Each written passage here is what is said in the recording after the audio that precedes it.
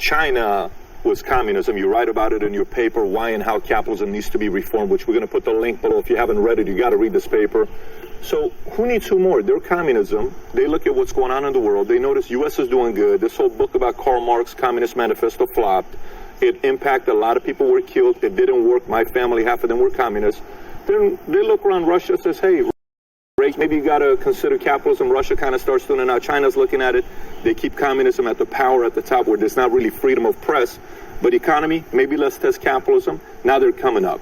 Isn't the leader still U.S. where they rely on U.S. even though if they want to compete against them? Because I don't plan to have what Made in China 2025 with IP and all these things they're taking with the whole plan. I'm sure you've read about it. But my question for you is simple. Who needs who more? I spend a lot of time in China, and I know leaders, and I see both perspectives, and I want to be as accurate as I possibly can in painting those perspectives. Okay, there is a hierarchy, and in most large companies in the United States, you would not have a vote and an election as to who's operating it, and so it's a top-down kind of management in which the government is working in the coordination of its private sector and its public sector. Extremely involved.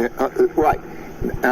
Exactly. And they would say, it seems so crazy not to be. I mean, so a leader of China described it as follows, okay?